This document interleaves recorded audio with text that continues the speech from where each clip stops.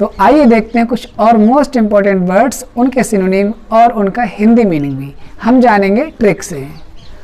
तो आज का पहला वर्ड है डैंडिल। डैंडिल मीन्स लाड़ प्यार करना या देखभाल करना। इसका सिनोनिम है केरिस और फॉन्डिल। तो इसको हम याद कैसे करेंगे? डैंडिल, दान दिल, दान दिल, दान में दिल दे दिया, तो जिसको दिल दे दिया उसको लाड़ प्यार भी करेंगे। अगर वो छोटा है तो उसका लाड़ प्यार भी करेंगे और देखभाल भी करेंगे। तो डैंडिल का अर्थ है लाड़ प्यार करना या देखभाल करना। केयरिस, उसकी केयर भी करेंगे, है ना। और फॉन्डिल, फॉन्ड मीन्स शौकीन होता है, उसके शौकीन भी होंगे। दिल, दिल इसमें भी यार, क्योंकि वो दिल से जुड़ा हुआ मामला है। तो केयरिस और फॉन्डिल इसके सिनोनिम हो गए। और जो वर्ड है पहला डैंडिल, क्लियर। नेक्स्ट है स्वेल्टर। स्वेल्टर मीन्स गर्मी में तपना या गड़बड़। इसका सिनोनिम है हुपला या सल्ट्री। अब इसको कैसे याद करेंगे? स्वेट, इसको स्वेट तर। स्वेट मीन्स क्या होता है? स्वेट मीन्स पसीना। तो स्वेटर, तो स्वेटर पहनेंगे गर्मी में तो क्या होगा? तर हो जाएंगे। किससे? पसीने से। पहली बात तो कि स्वेटर, इसी में मान लीजिए कि स्वेट तर, पसीना से तर हो गए। गर्मी में तपना, कब? जब गर्मी में तपे तो पसीने से तर हो गए। दूसरी बात गड़बड़, इसका अर्थ गड़बड़ होता है तो गड़बड़ हुपला, ये गपला जैसा लग रहा है ना, घपला हुआ हो कोई, तो हुपला गपला, क्लियर। और सल्ट्री, सल्ट्री, तो इसको आप याद कर लें, सल्ट्री इसका सिनोनिम है दूसरा। नेक्स्ट है सैटनिक। सैटनिक मीन्स शैतान या क्रूर। याद कैसे करेंगे? देखो शैतान, इसमें कहीं भी शैतान दिख रहा है, शैतान, है ना, बहुत आसान है ये तो। सैटनिक, क्रूर। और डेमोनिक, डेमन मीन्स राक्षस, आप जानते ही हैं। डेविलिश, डेविल मीन्स राक्षस होता है। तो ये आपका डेमोनिक और डेविलिश, ये दोनों इसके सिनोनिम हो गए। नेक्स्ट है रैम्पेंट। रैम्पेंट मीन्स अनियंत्रित। इसका सिनोनिम अनकंट्रोल्ड और वायलेंस। इसे याद कैसे करेंगे?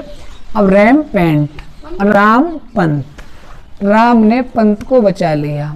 आपने वो घटना सुनी होगी कि ड्राइव कर रहे थे पंत अपनी 4 व्हीलर में, अपनी गाड़ी में बहुत तेजी से चला रहे थे, अनियंत्रित हो गई, वो अनियंत्रित हो गई, पलट गई, एक्सीडेंट हो गया तो चोट लग गई थी। अब तो राम ने ही बचाया था उनके लिए, इतनी हिंसक घटना थी। एक तो ऐसे याद कर सकते हैं। दूसरी बात, पंत जब खेलता है ना तो तूफानी पारी खेलता है, अनियंत्रित, उसको कंट्रोल करना मुश्किल हो जाता है। तो रैम्पेंट मीन्स अनियंत्रित, इसका अनकंट्रोल्ड या वायलेंस, हिंसक, अनियंत्रित, क्लियर। नेक्स्ट है पैंग। पैंग मीन्स पीड़ा या वेदना, सिनोनिम एंगुश और क्रैम्प। तो पैंग, पैंग का आप रिलेट करिए पंगा। मुझसे पंगा मत लेना या किसी से पंगा मत लेना। अगर आप पंगा लेंगे, किसी को एक मारेंगे वो 2 मारेगा, एक के बदले अगर एक भी मारा तो क्या होगा? पीड़ा होगी, दर्द होगा।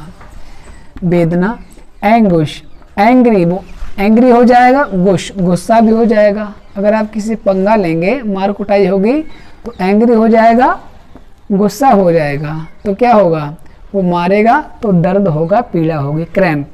और क्रैम्प पड़ना, पीड़ा या दर्द होना, आपने क्रिकेट में देखा होगा, खिलाड़ियों क्रैम्प पड़ते हैं तो मतलब दर्द होता है, उनके लिए फिर मेडिकल हेल्प चाहिए होती है। नेक्स्ट है कोर्स। कोर्स मीन्स बलपूर्वक कराना या बाध्य करना, मजबूर करना कोई काम कराने के लिए। तो कोर्स, ये कोर्स फोर्स लगभग एक जैसा है। फोर्स मीन्स होता है बाध्य करना, मजबूर करना कोई काम करने के लिए। तो कोर्स को फोर्स से रिलेट करके आप इसको याद कर लें। प्रेशराइज मतलब प्रेशर से कोई काम कराना। और कंपेल, कंपेल तो आपका इजी वर्ड है। कंपेल मीन्स बाध्य करना, कंपेल और फोर्स ये सिनोनिम होते हैं। नेक्स्ट है गैरुलस। गैरुलस मीन्स बकवादी, इसका हो जाएगा टाकेटिव। और नेक्स्ट है चैटी और वर्बोज। तो गैरुलस, गैरुलस का मतलब है गरू। गरू का मतलब बहुत गरूक है। देशी भाषा में, गांव देहाती भाषा में बोलते हैं बहुत गरूक है, मतलब बहुत गाली देने वाला है। अब जो गाली देने वाला होगा ओब्वियसली वो ज़्यादा बोलने वाला होगा। तो गैरुलस वो कार्यों का गुरु है, वो गैरुलस गाली देने वाला भी बकवाद भी करता रहता है। बकवाद करने वाले व्यक्ति को तो बकवास हो, वो हमेशा शुभ और अच्छा थोड़ी बोलेगा।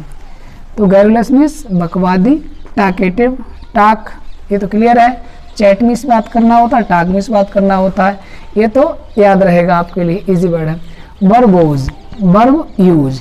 अब वर्ब यूज बहुत करता है। वर्ब जैसे खाना, पीना, पीटना, गाली देना, भागना, दौड़ाना, ये सब क्या है, वो वर्ब बहुत यूज करता है। वर्ब क्या मतलब बहुत बोलता है, तो ज़्यादा बोलेगा तभी वर्ब ज़्यादा यूज होंगे, वर्बोज हो गया।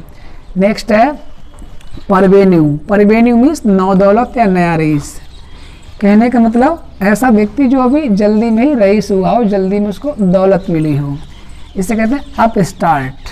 अप स्टार्ट इसे याद कैसे करेंगे, अप ऊपर उठा है, स्टार्ट शुरू में ही, कोई व्यक्ति शुरू में ही स्टार्टिंग में ही ऊपर उठ गया, अर्थात जल्दी वो रईस हो गया, अमीर हो गया, तो क्या होगा उसके अंदर वो संस्कार, वो सभ्यता और वो क्या कहेंगे सामाजिक गुण नहीं होंगे जो जल्दी में रईस हुआ होगा।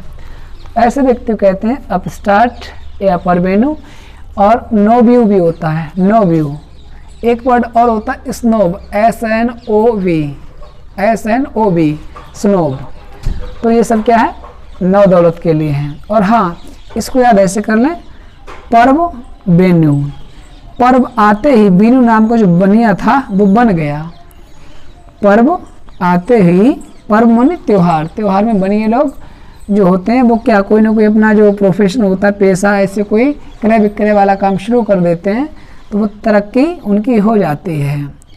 तो पर्व आते ही बेनू, बेनू बन गया, ठीक है, परवेन्यू, नौ दौलत, नया रईस, upstart, no view. Next है स्लगार्ड।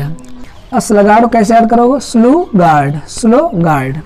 अब जो गार्ड लोग होते हैं, रक्षक, आपने कहीं बैंक के आसपास या अपने कहीं ATM के पास या और भी कहीं ऐसी जगह पे जहाँ पे गार्ड लोग लगे हों और गार्ड का जहाँ पे ज़्यादा काम ना हो तो वो कुर्सी पे बैठ जाते हैं और टिक जाते हैं, कहीं कि सोने लगते हैं और उनके हाथ में बेंत टिका है या बंदूक टिकी है, तो वो आलसी हो जाते हैं क्योंकि उनके लिए काम ज़्यादा करने कुछ होता नहीं है, तो वो बैठे बैठे आलसी हो जाते हैं।